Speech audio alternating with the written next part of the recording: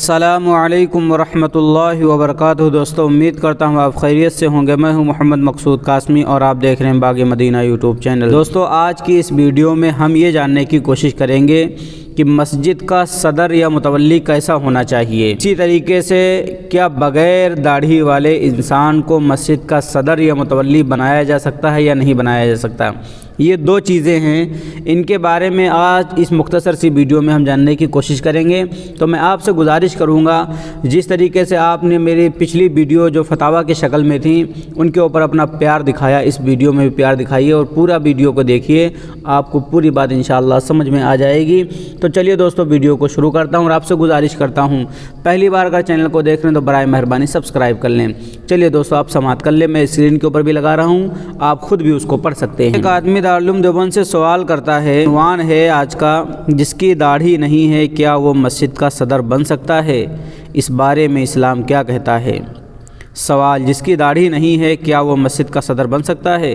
اس بارے میں اسلام کیا کہتا ہے؟ تو جواب آتا ہے، بسم اللہ الرحمن الرحیم۔ داڑھی رکھنا اسلامی شعار ہے، آپ صلی اللہ علیہ وسلم کے قول و عمل سے ثابت ہے، اور داڑھی کٹوانے والا فاسق و گنہگار ہے، اور فاسق کو مسجد کا متولی یا صدر بنانا درست نہیں ہے۔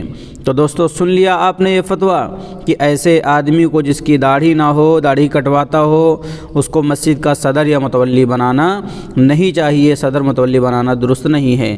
چلیے دوستو اب دوسری بات جان لیتے ہیں کہ مسجد کا آخر صدر کیسا ہونا چاہیے، وہ بھی فتاویٰ کی نظر میں، اس کو بھی میں اسکرین کے اوپر لگا رہا ہوں، آپ حضرات خود بھی پڑھ سکتے ہیں۔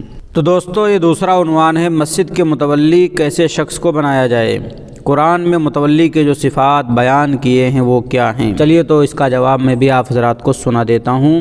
بسم اللہ الرحمن الرحیم۔ قرآن پاک میں صرف اتنا مذکور ہے، ان اللہ یأمرکم ان تؤدوا الامانات الی اہلھا، یعنی کوئی کام کسی کے سپرد کرو تو ایسے شخص کو سپرد کرو جو اس کام کی اہلیت رکھتا ہو، نااہل کو کوئی کام سپرد نہ کرنا چاہیے۔ جو شخص وقف کے مسائل سے خوب واقف ہو، دیندار اور دیانتدار ہو، متولی بننے کا اہل ہو، اس کو متولی بنانا چاہیے۔ اسی طریقے سے ایک اور فتاویٰ میں کہا گیا کہ مسجد کا متولی ایسے آدمی کو تجویز کیا جائے جو دیانتدار ہو، مسجد کو آباد رکھنے کا انتظام کر سکتا ہو، آمد و خرچ کا حساب صحیح رکھ سکتا ہو۔ اگر کوئی متولی ان شرائط کو پورا نہیں کرتا ہے تو پھر سب کے مشورے سے ان کی تولیت ختم کر دی جائے۔ تو دوستو یہ چند باتیں تھیں، میں نے آپ حضرات کو بتلا دی اور امید کرتا ہوں کہ آپ کو یہ باتیں بہت اچھی طریقے سے سمجھ میں آ گئی ہوں گی۔ تو چلیے دوستو آپ سے گزارش میں پھر کرتا ہوں، برائے مہربانی اگر پہلی بار ہمارے چینل پر آئے ہیں تو سبسکرائب کر لیں۔ چلیے دوستو انشاءاللہ پھر ملتے ہیں کسی نئے ویڈیو میں کسی نئے ٹاپک کے ساتھ۔ السلام علیکم ورحمۃ اللہ وبرکاتہ۔